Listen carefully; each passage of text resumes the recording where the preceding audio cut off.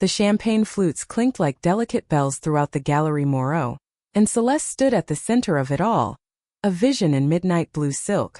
Her gallery had become the most coveted venue in Paris for emerging artists, and tonight's exhibition opening proved it.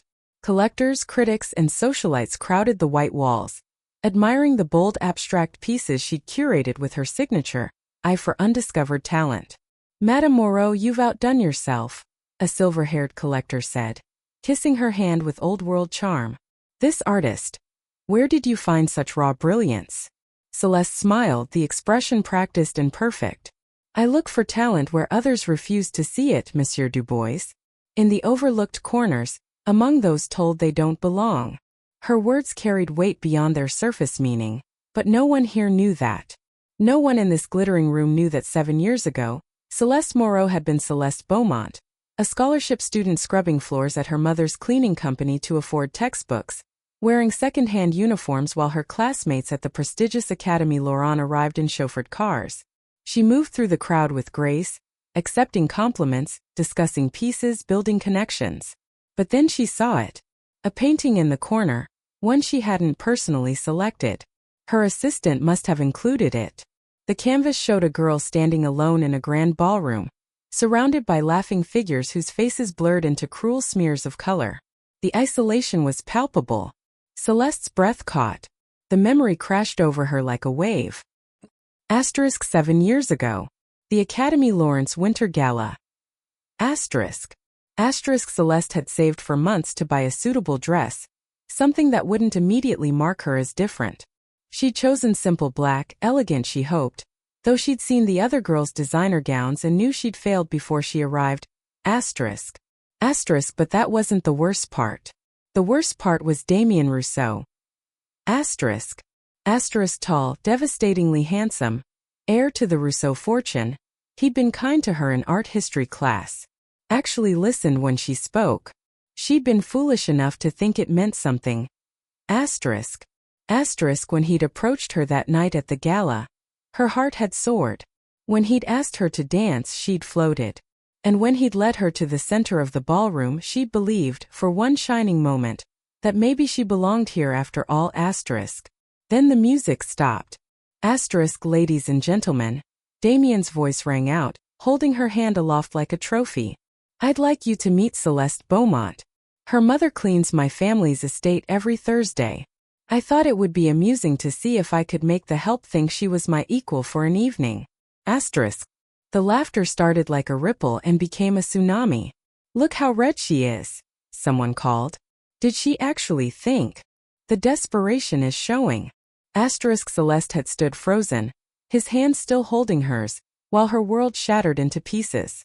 When she'd finally torn away and run, their laughter chased her down the marble halls. "Celeste? Are you all right?"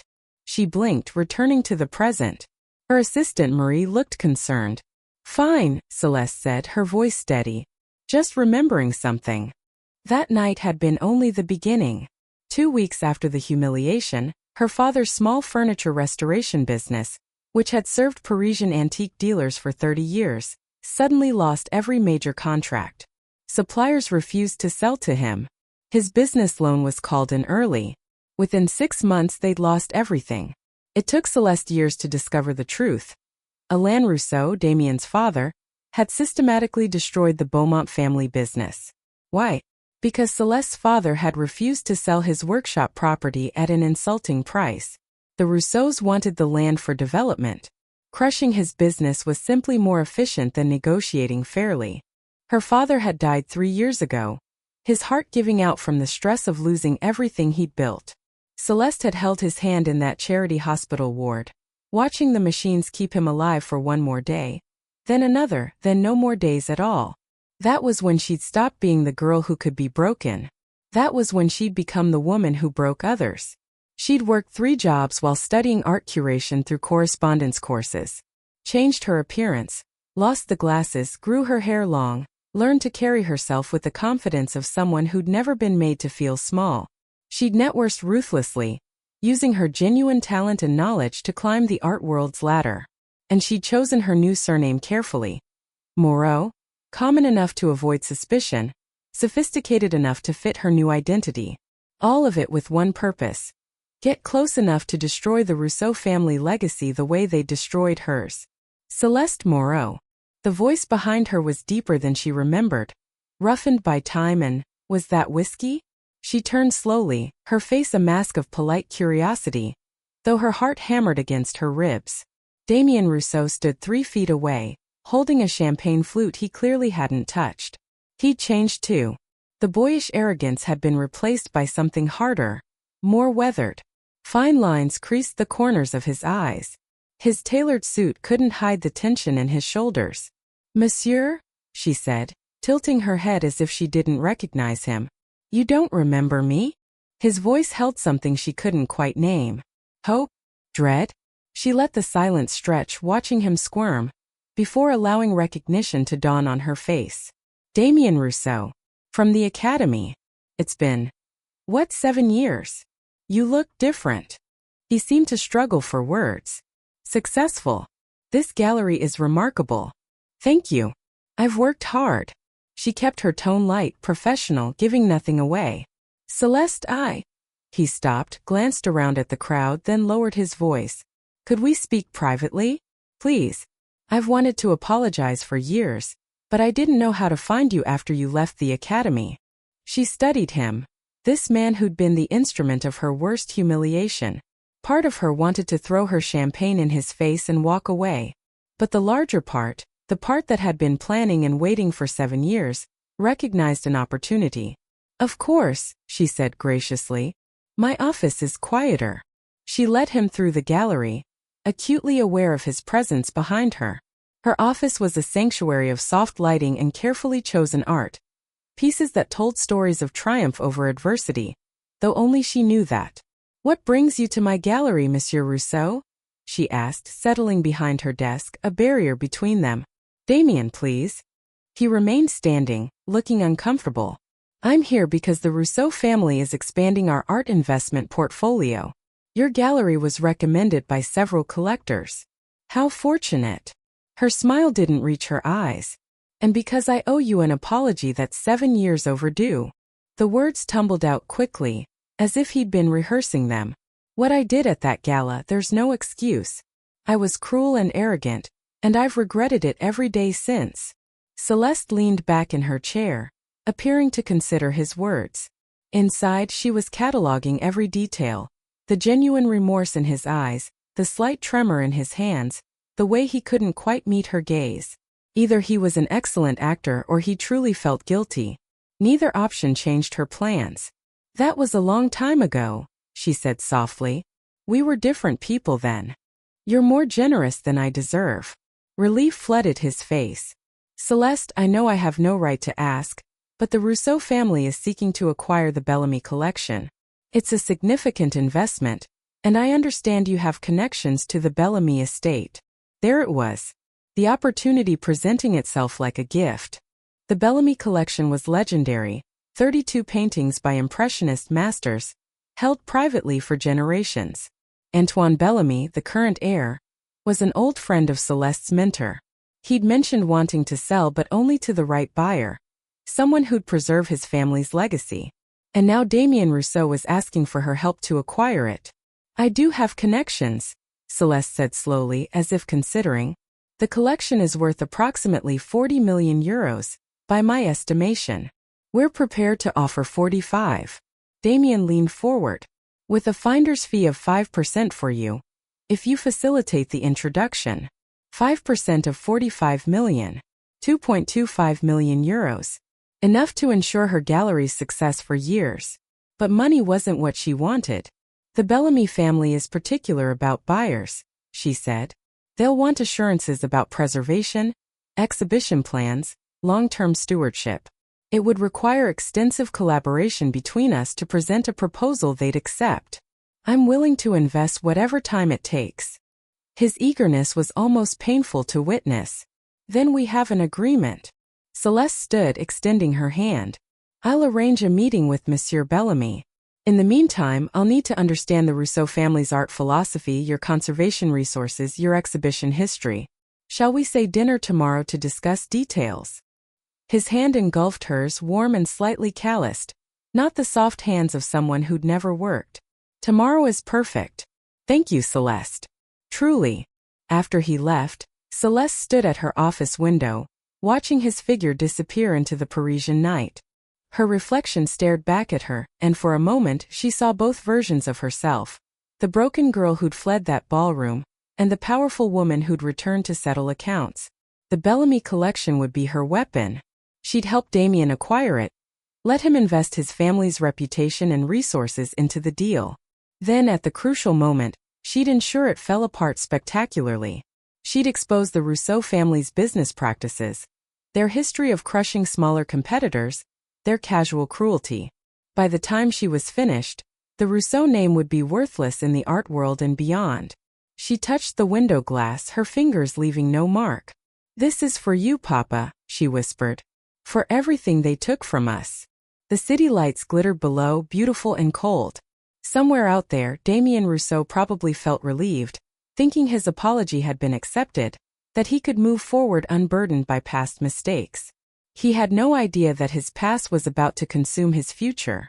And Celeste Moreau, the woman who'd risen from the ashes of Celeste Beaumont, was going to enjoy watching it burn. Part 2. The Dance of Deception. Word count 2000. The restaurant Laurent occupied the top floor of a converted 19th century hotel, all glass and steel wrapped around historical bones. Celeste arrived exactly on time, wearing charcoal gray that made her look like a beautiful storm cloud. Professional, untouchable, powerful. Damien was already there, standing when she approached. He'd chosen a quiet corner table, she noticed. Privacy or consideration? Both, perhaps. "You look stunning," he said, then immediately seemed to regret the familiarity. "I mean professional. You look professional." "Relax, Damien." She sat, accepted the menu from the hovering waiter. "We're business partners now. Compliments are allowed."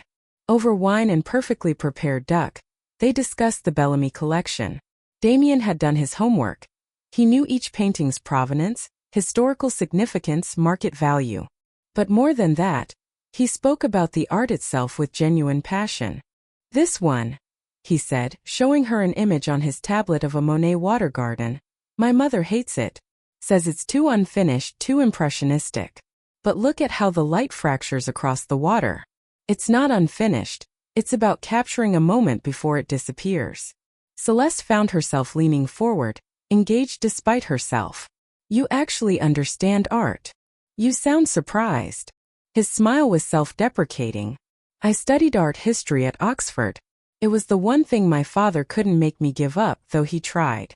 He wanted me in business school, preparing to expand the family empire." "But you love art." "I love what art represents." Damien's expression turned distant. Truth captured on canvas. Emotions too complex for words. Beauty that doesn't care about your last name or bank account. The vulnerability in his voice caught her off guard.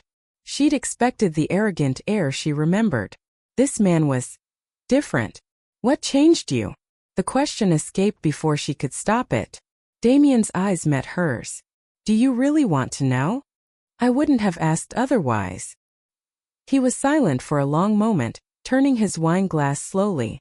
"After that night at the gala, after what I did to you, I went home feeling triumphant.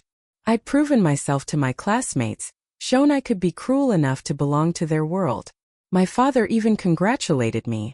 Said I'd finally learned how to handle people beneath our station." Celeste's jaw tightened, but she said nothing. "And then I couldn't sleep. For weeks I kept seeing your face. The moment the realization hit you, when you understood it was all a joke. You looked shattered. And I had done that. Me. Personally." He took a deep breath.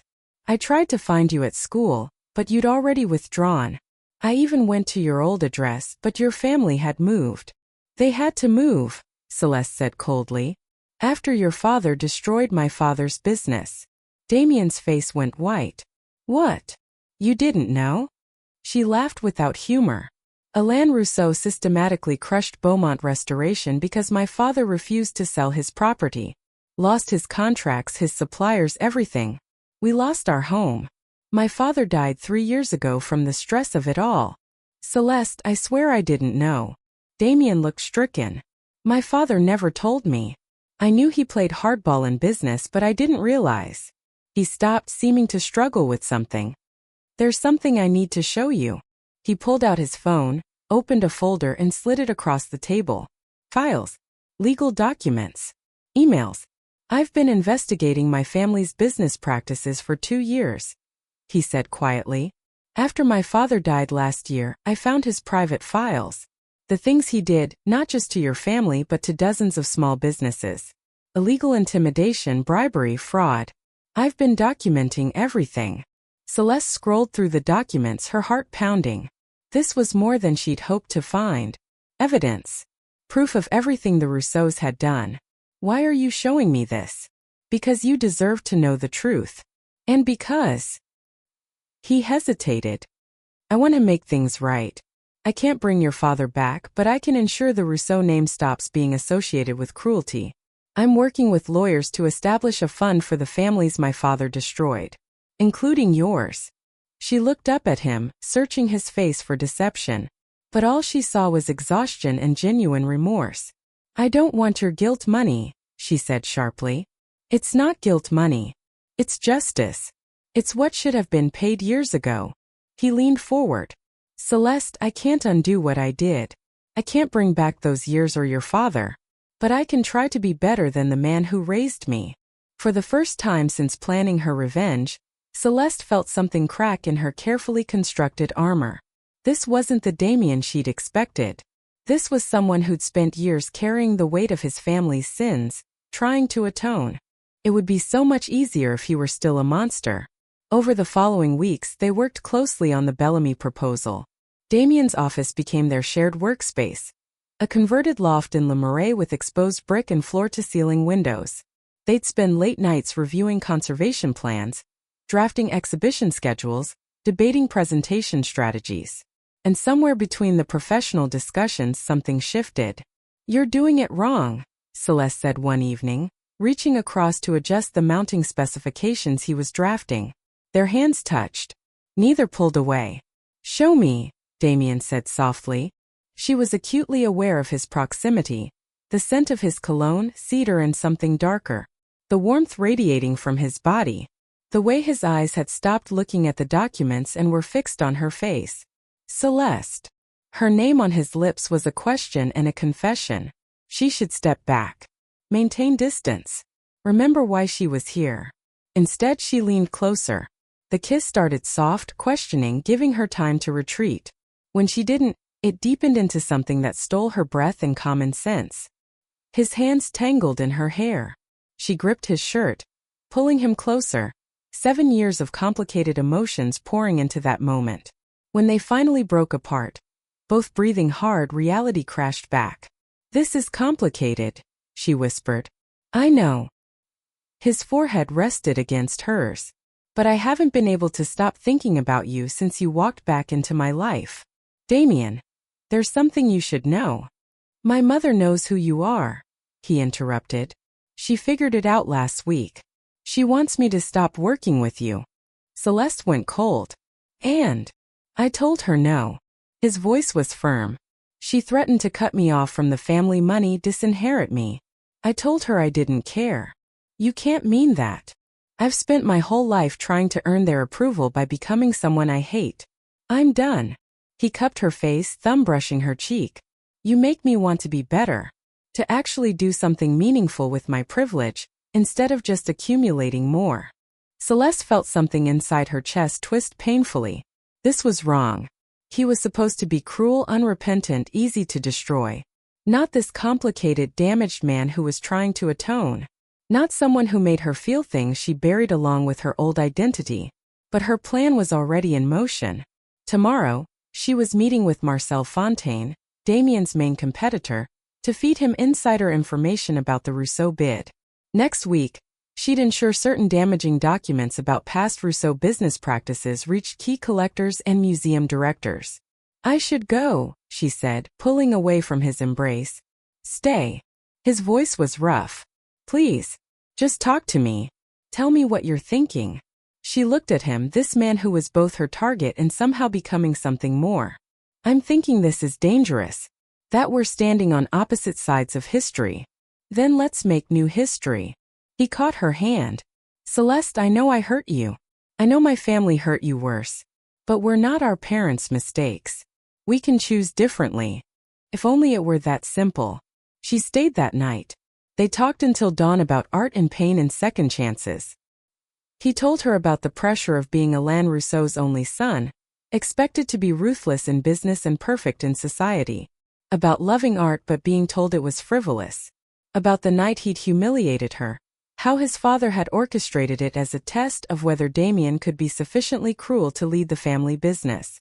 I passed his test, Damien said bitterly, and failed every standard of basic human decency.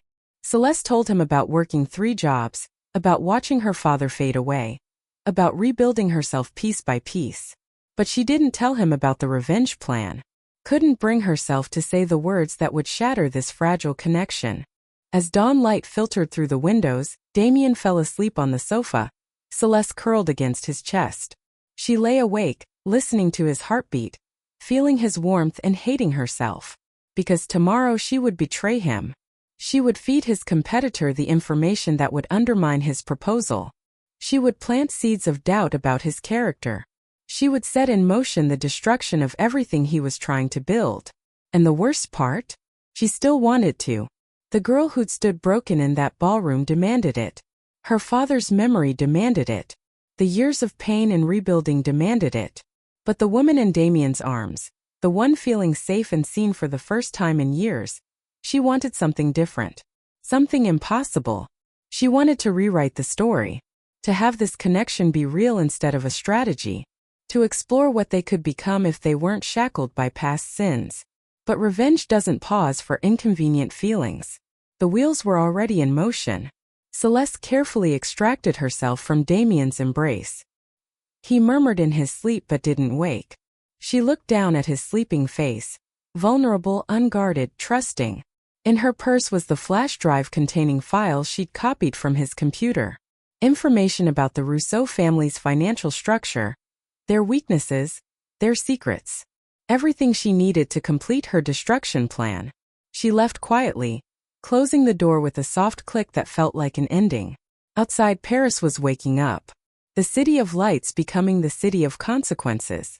Celeste walked through empty streets, her heels clicking on cobblestones, heading toward a meeting that would seal Damien's fate. She told herself it was justice. That her father deserved this vengeance. That Damien's remorse and attempts at redemption didn't erase the past. But her reflection in shop windows looked like a stranger. And the weight in her chest felt suspiciously like heartbreak for something that hadn't even had a chance to truly begin. By noon, she'd met with Marcel Fontaine and given him enough information to undercut Damien's Bellamy proposal. By evening, she'd sent anonymous emails to 3 major collectors, each containing carefully selected excerpts from Alain Rousseau's old files, enough to make them question doing business with the family. By nightfall, when Damien called to tell her he loved her, his voice full of hope and possibility, Celeste answered and said nothing about the destruction she'd already set in motion. I love you too, she whispered, and wondered which of them she was lying to more, him or herself. Part 3.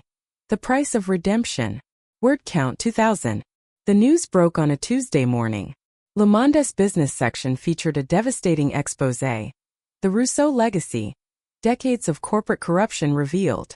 Celeste read the article at her gallery, coffee cooling beside her, feeling nothing and everything simultaneously. Every detail she'd carefully leaked was there. The destroyed businesses, the bribed officials, the intimidation tactics. Alain Rousseau's empire built on the ruins of smaller competitors. Her phone rang. Damien's name flashed on the screen. She let it ring through to voicemail.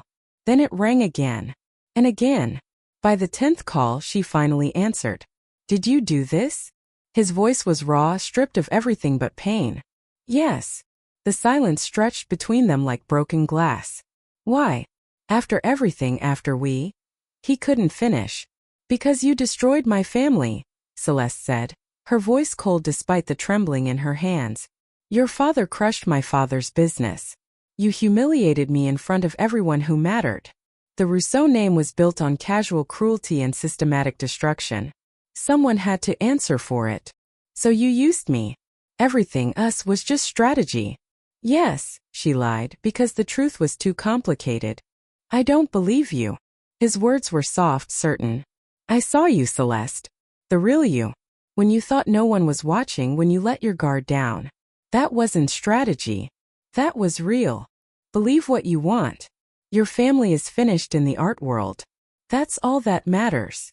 My family deserved it, Damien said quietly. I told you I was documenting their crimes. I was planning to expose them myself to try to make amends the right way. You just beat me to it. And I can't even be angry because you're right. We earned this. His calm acceptance hit harder than rage would have. But Celeste, he continued, what did you earn? Does this bring your father back? Does it heal anything? Or did you just become the thing you hated? She ended the call, fingers shaking. The question echoed in her empty gallery. Did this feel like justice? Like closure? Like anything except hollow? The exposé had been only the beginning. Within hours, museum directors were calling to cancel Rousseau partnerships. Collectors withdrew from deals. The Bellamy family released a statement severing all connections with the Rousseau name. Shareholders were demanding investigations. The company's stock was in freefall. Celeste had succeeded beyond her wildest expectations. So why did victory taste like ashes? That evening, someone knocked on her gallery door after closing. Through the glass, she saw not Damien, but an elegant woman in her 60s, Madame Isabelle Rousseau, Damien's mother. Against her better judgment, Celeste unlocked the door. I won't take much of your time, Isabelle said, walking in without invitation. I came to tell you that you've won. The Rousseau name is destroyed. My son is being removed from the company board.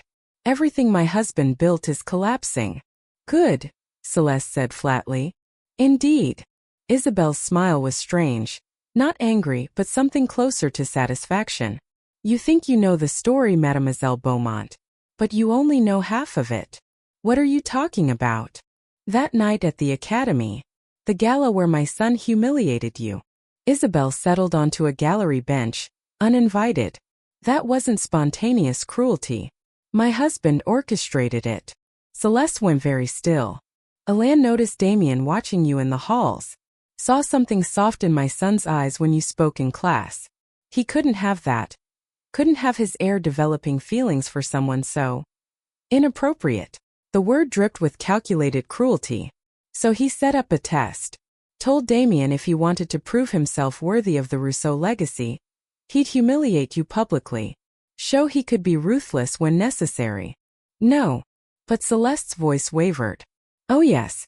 And when Damien hesitated, because he did hesitate, Alain threatened your family.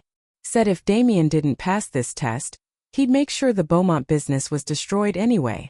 At least if Damien cooperated, only your feelings would be hurt. The room spun. You're lying.